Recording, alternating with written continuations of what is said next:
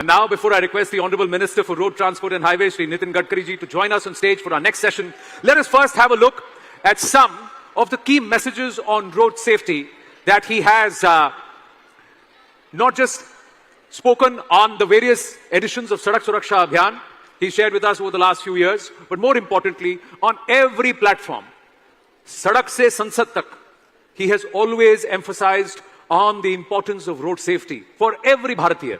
Have a look at this.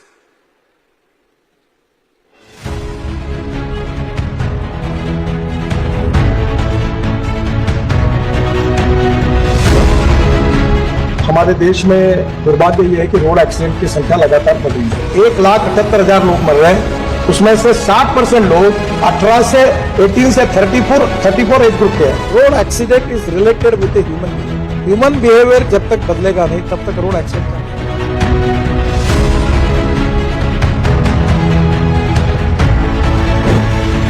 पर एक बात जरूर याद रखें कि नियमों का पालन करना ये ड्राइवर के भी हित में है, ये ट्रक मालकों के भी हित में है, जनता के हित में है, समाज के हित में और देश के हित में है। अब जब सब लोग एक समय एक सुर में इसका महत्व समाज को समझेंगे तो धीरे धीरे मेरा विश्वास है कि आप सबका इम्पैक्ट समाज पर है और निश्चित रूप से परिणाम मिलेगा।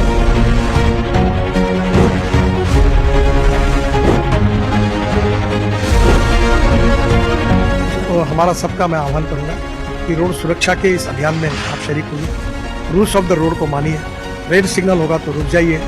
विशेष रूप से कानून के प्रति डर भी होना चाहिए और सम्मान भी होना चाहिए।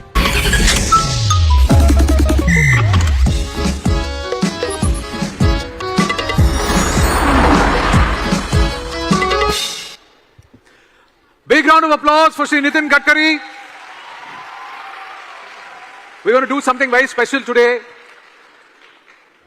Keep the applause going. He's coming up. He's going to speak with us. He's going to interact with us.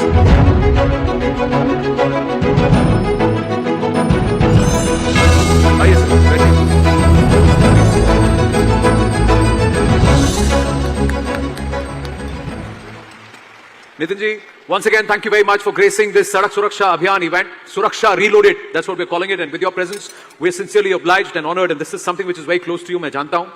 अब आपको पता है कि सड़क सुरक्षा अभियान का ये तीसरा पड़ाव है 3.0 and through this initiative our goal is to reduce the number of road crashes and fatalities. अब सर इस साल 2025 की शुरुआत हो रही है तो हम फोकस इन बच्चों पर कर रहे हैं, युवा 9th स्टैंडर्ड से 12th स्टैंडर्ड तक, और हम ये चाहते हैं कि आप डायरेक्टली उनसे संवाद करें और ये बच्चे आपसे प्रश्न पूछें।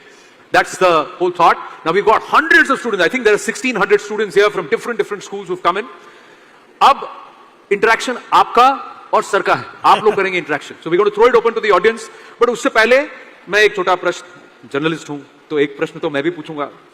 मेरा क्वेश्चन ये है कि हम कहां थे सर और कहां तक पहुंचे हैं, तो हमने कितनी दूरी तय की है in terms of not just connecting but also improving road safety, और क्या क्या हमें करना बाकी है, ये मेरा प्रश्न है। एंड इसके बाद it's over to the students. Sir, all yours.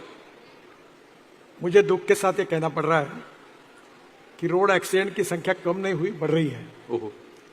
और सबसे दुर्भाग्यपूर्ण है कि ये जो बच्चे मेरे सामने बैठे हैं ये देश का भविष्य है, और ये अगर ठीक प्रकार से समझेंगे, ऑल रूल्स ऑफ रोड का अगर पालन करेंगे तो भविष्य में हादसे कम होंगे। करना बाकी है, ये मेरा प्रश्न है। एंड इसके बाद it's over to the students. Sir, all yours. मुझे दुख के साथ ये कहना पड़ रहा है कि रोड एक्सीडेंट की संख्या कम नहीं हुई, बढ़ रही है। और सबसे दुर्भाग्यपूर्ण है कि ये जो बच्चे मेरे सामने बैठे हैं ये देश का भविष्य है, और ये अगर ठीक प्रकार से समझेंगे, ऑल रूल्स ऑफ रोड का अगर पालन करेंगे तो भविष्य में हादसे कम होंगे। इस साल 10,000 बच्चे ऐसे हैं जो 18 साल से कम है उनकी उम्र, उनकी मौत हुई है। 1,20,000 यानी 66.4% हमारे रोड के एक्सीडेंट में लोग मरे हैं, उनकी उम्र 18 से 45 इस एज ग्रुप की है।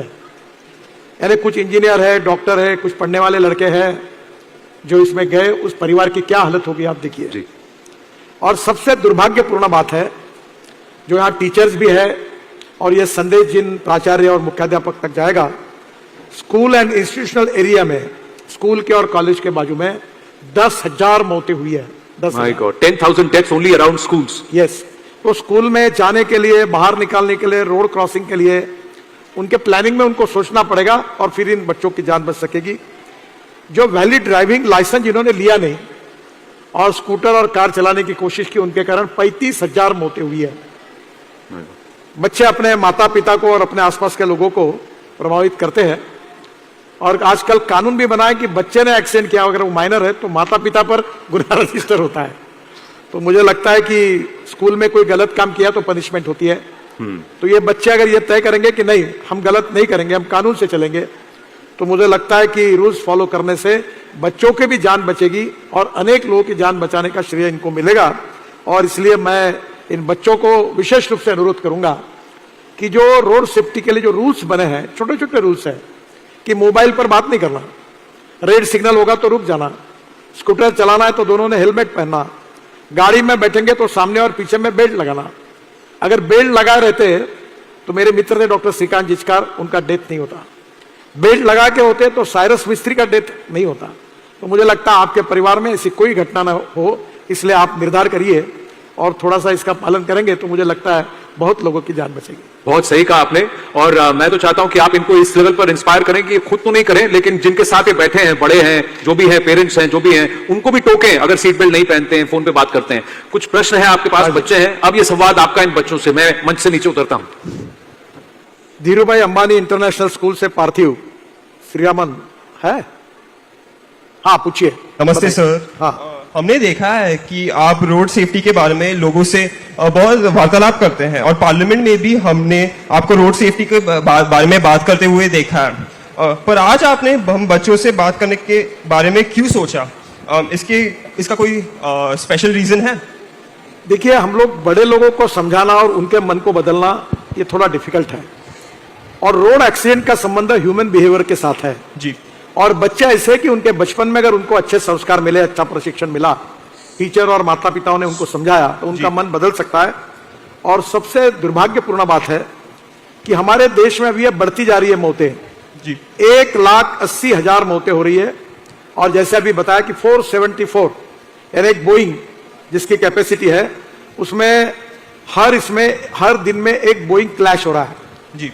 तो आप समझ लीजिए कि जो कोविड में नहीं मरते, कोई रोग में डिसीज के कारण नहीं मरते, लड़ाई में नहीं मरते, दंगों में नहीं मरते, वो सबसे ज्यादा लोग रोड एक्सीडेंट में मर रहे हैं। और इसलिए इसका रोड इंजीनियरिंग, ऑटोमोबाइल इंजीनियरिंग संबंध है।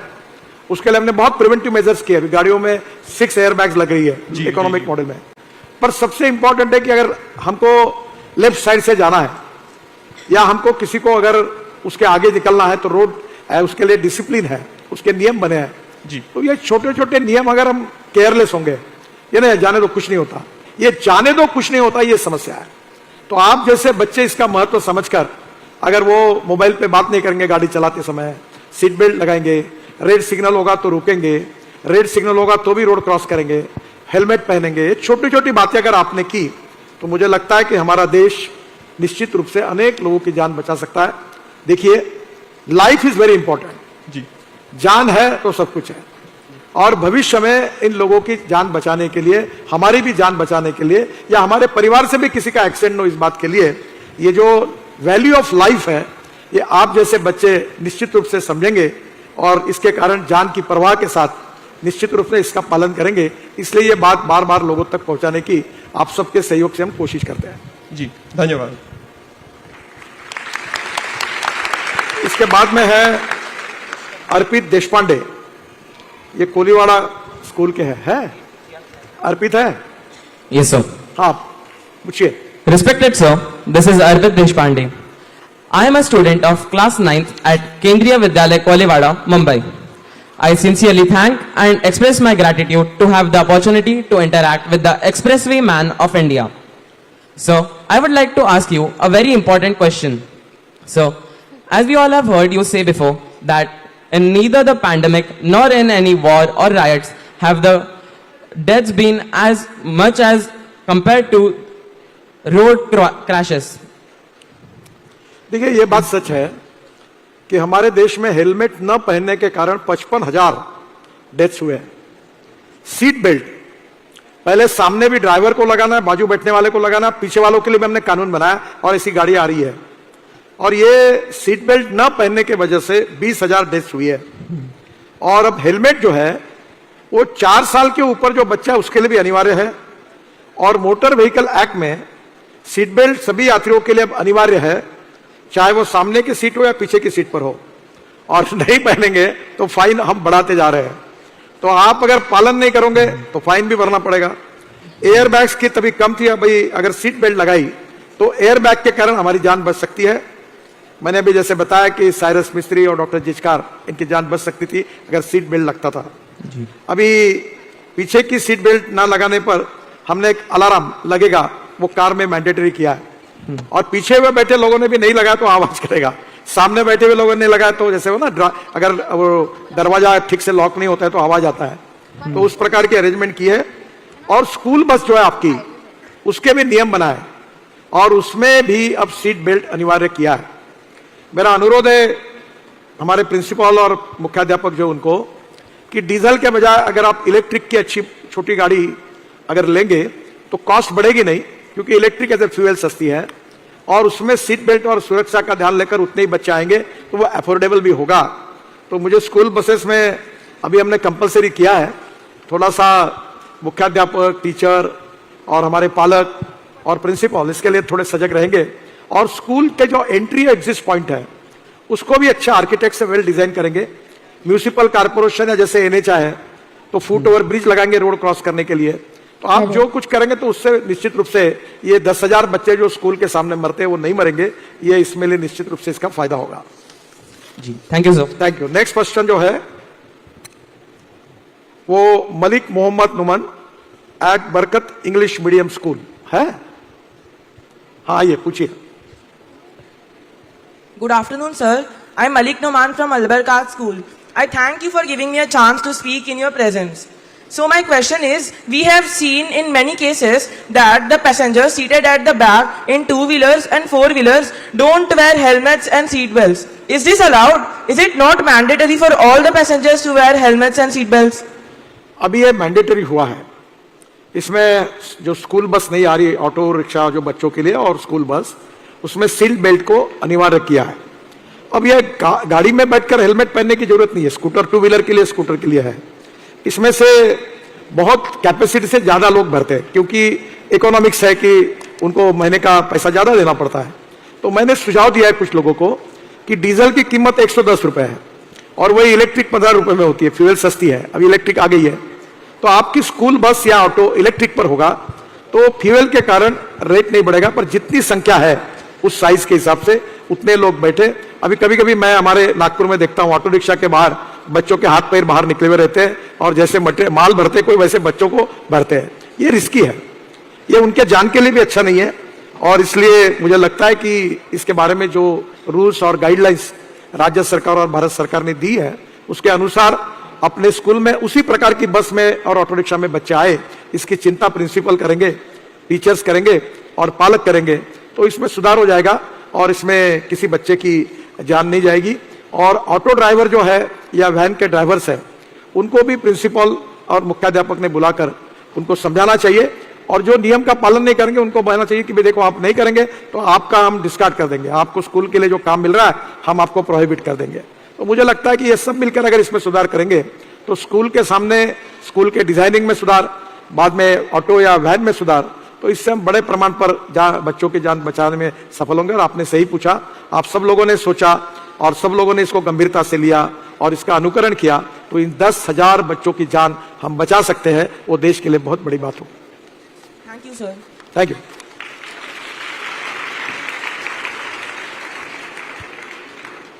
इसके बाद में है कार्तिक भास्कर, स्कूल IIT पवई है। Hello. Yes. Respected sir, the vehicle in which I commute to and from school every day has a capacity of 7 to 8 people. Yet still 15 people are seated in it. Sir, has the government put any kind of challan on this? हमने standards भी निश्चित किए हैं। ये जो road safety और motor vehicle act है ये कॉन्करेंट लिस्ट में है। इसका मतलब यह है कि राज्य सरकार भी कानून करती है और भारत सरकार भी करती है और इसका इंप्लीमेंटेशन राज्य सरकार में हाथ में होता है। और इसलिए आपने जैसे कहा कि जो वायोलेशन कर रहे हैं उसको भी कार्रवाई करने का कानून में प्रोविजन है, और इसके बारे में किस प्रकार से कौन से कानून है, क्या है, इसके बारे में सरकार ने ऑर्डर भी निकाले हुए हैं। और कभी कभी वैलिड ड्राइविंग लाइसेंस नहीं होना, इससे 35,000 मौतें हुई है, टू व्हीलर में 80,000 मौतें हुई है, हेलमेट न पहनने से 55,000 हुई है। अब ये जो इतनी बड़े प्रमाण पे है, तो पहले लर्निंग लाइसेंस जो होता है, जो आपको मिलता है, उसमें छोटे बच्चों को ट्रेनिंग के रूप में देते हैं। बाद में गियर वाली गाड़ी के लिए उम्र अलग ज्यादा लगती है। मुझे लगता है गाड़ी चलाने का भी आनंद लीजिए, पर एक बात जरूर याद रखिए, चाहे स्कूल वैन हो, चाहे ऑटो रिक्शा हो, अगर आप नियमों का पालन नहीं करोगे, स्पीड ओवर स्पीड से जाओगे, लेन डिसिप्लिन का पालन नहीं करेंगे, क्रॉस करते समय रेड सिग्नल नहीं दिखेंगे, तो एक्सीडेंट हो जाएगा, तो उसमें अपने जीवन को खोना पड़ेगा। तो मैं आपसे यही कहूंगा कि सब लोग मिलकर इन सब बातों का अगर आप पालन करेंगे तो आपके सामने धीरे धीरे ये समस्या खत्म होगी। मैं आपको बताना चाहता हूं कि दुनिया में ऐसे देश है कि जिन्होंने 0 एक्सीडेंट होते हैं। स्वीडन, मैं जब वहां गया था तो पहले वहां एक्सीडेंट होते थे, पर वहां के लोगों ने, सबने स्टेक होल्डर्स मिलकर उन्होंने अपने देश में 0% एक्सीडेंट्स किए।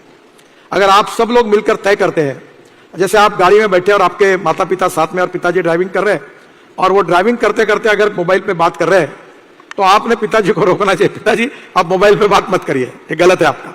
आप आपके पिताजी की भी जान बचा सकते हैं, माताजी की भी बचा सकते हैं, और उनके बिहेवियर को भी सुधार सकते हैं। तो आप बच्चे जो है वो बहुत कुछ कर सकते हैं, और इसीलिए मेरा विश्वास है कि जैसे आज आपने रोड सुरक्षा में अगर तय कर दिया, तो निश्चित रूप से हम बहुत अच्छा काम कर पाएंगे, और ये आप जरूर करिए, यही मेरी आपसे प्रार्थना है। नेक्स्ट है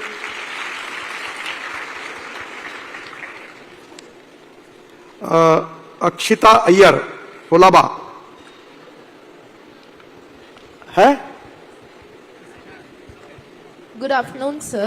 Yes. My question to you is, many of our friends ride two-wheelers without having a license. They think it is very cool, but we know it is wrong. So what would you say to this? देखिए, the most important thing is, हमारे देश की यह समस्या है कि हम world में नंबर 1 पर है एक्सीडेंट में, और इसका कारण यह है कि कानून के प्रति डर भी नहीं और सम्मान भी नहीं, ऐसी एक विचित्र अवस्था है। और इसलिए छोटी छोटी बातों के कारण हमारी भी जान जा सकती है और बाकी लोगों की भी जा सकती है।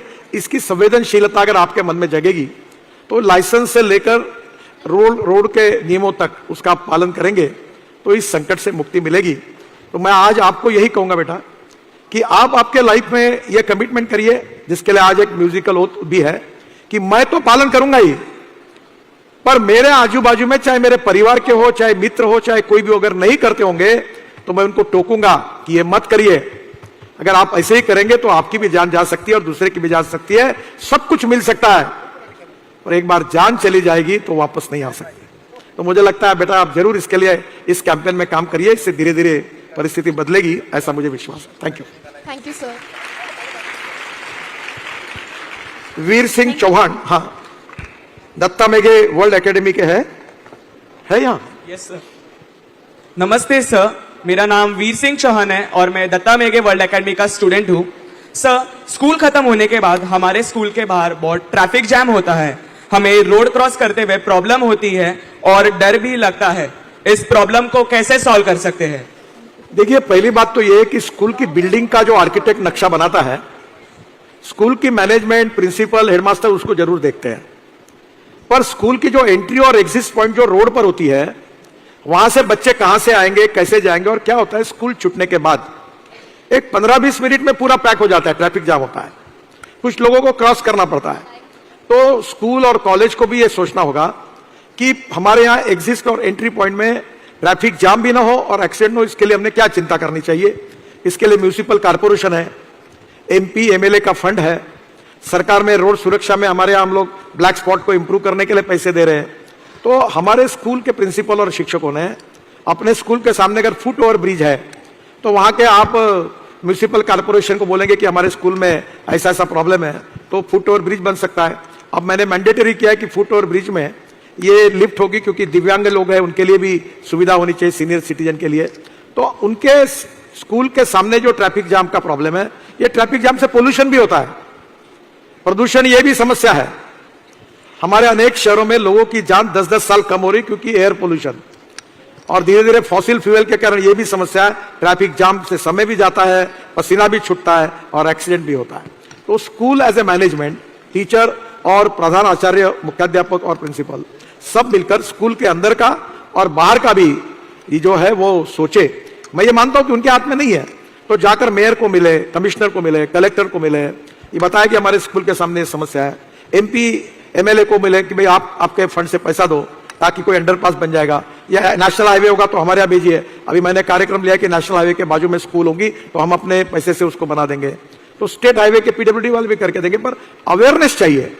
अभी मुझे बताते हुए दुख हो रहा है कि ऐसी कोई स्कूल का प्राचार्य, शिक्षक, प्राचार्य, प्रधानाचार्य, मैं नेशनल हाईवे का मंत्री हूं, कोई मेरे पास नहीं आया कि मेरे स्कूल के सामने ये जरा तकलीफ है, एक्सीडेंट हो रहा है, ट्रैफिक जाम हो रहा है, आप आपके रोड में ये सुधार करिए, नहीं आया। पर कुछ छोटे बच्चों ने एक डिजाइन तैयार किया और एक कागज पर चिपकाकर बताकर मुझे दिया और मुझे कहा कि ये ऐसा अगर होगा तो हमारा ट्रैफिक जाम चला जाएगा। हमारे इसमें रोड सुरक्षा में काम करने वाले सेव लाइफ फाउंडेशन के बैठे यहाँ, इन्होंने कुछ स्कूलों को जाकर इंजीनियर लोगों ने उसका स्टडी किया, अध्ययन किया और उसके रोड सेफ्टी में उन्होंने उस प्रकार के सुधार किए। जैसे मुंबई पुणे रोड है ओल्ड और ये हाईवे, ये मुझे बनाने का सौभाग्य मिला, मैंने गलती की। रोड सेफ्टी के बारे में जितनी चिंता करनी चाहिए नहीं हुई, खूब एक्सीडेंट्स हुए। अब उन्होंने उसमें से 70-80 गलतियां निकाली और फिर महाराष्ट्र सरकार के पीडब्ल्यू डिपार्टमेंट ने वो गलतियों को सुधारा। अभी मुझे हमारा समृद्धि महामार्ग बना, बस उलट गई, आग लग गई और 50 लोग बस जलने के कारण मर गए। तो मेरी गलती थी कि मैं पिछले 7-8 साल से ये हथौड़ी लेकर बस बॉडी बनाने वाले आते थे, हम गरीब लोग हैं सर, हमारा धंधा जाएगा, मैं उनको एक्सटेंशन देता था। जब मैंने लोग मरने के बाद मेरे मन पर इतना परिणाम हुआ कि अगर ये बस इंटरनेशनल कोड के हिसाब से बनती तो वो कांच को प्लास्टिक के हथौड़े से तोड़ के बाहर निकलते तो उनकी जान बचती। ये मेरा दोष है कि मैंने इसको अनिवार्य नहीं किया। मैंने फिर अब तुरंत नए बस कोड को लगाया कि यूरोपियन और अमेरिकन स्टैंडर्ड के हिसाब से ही अब बसेस बनेगी। वो कांच होगी, कांच बड़ी इतने साइज की होगी, वो हथौड़ा होगा और कुछ भी बस उल्टी होगी तो तुरंत हथौड़ा ठोककर वो बाहर निकल पाएंगे। वो बेचारे नहीं निकल पाए, वो जल के मर गए। तो धीरे धीरे अवेयरनेस तैयार करना और लोगों ने भी इस बात के लिए उसके पीछे खड़े रहना, खुद भी पालन करना। जो तोड़ता है उसको जरा आप में झगड़ा मत करिए, डटाइए मत, उसको प्रेम से कहिए कि तेरी जान बेटा जोखिम में है। तो मुझे लगता है हम सबके मिले जुले प्रयासों से ये स्कूल का प्रॉब्लम, जिसमें प्रधानाचार्य, मुख्याध्यापक, प्रिंसिपल और टीचर्स और पालक मिलकर कुछ करें। ये भी हो सकता है कि कोई गांव में, जैसे मुंबई में कोई फंड है, आपके पिताजी कोई बड़े बड़े कंपनियों में काम करते होंगे, तो आपके स्कूल के सामने उसको डिजाइन करके सुधारना होगा, तो CSR फंड में वो आपको बना देंगे ताकि उस स्कूल के सामने कभी किसी लड़के की मौत नहीं होगी। तो मुझे लगता है कि इसमें आप लोग भी सजग हो जाएंगे तो निश्चित रूप से ये प्रॉब्लम हम सुलझाने में यशस्वी होंगे, ऐसा मेरा विश्वास है।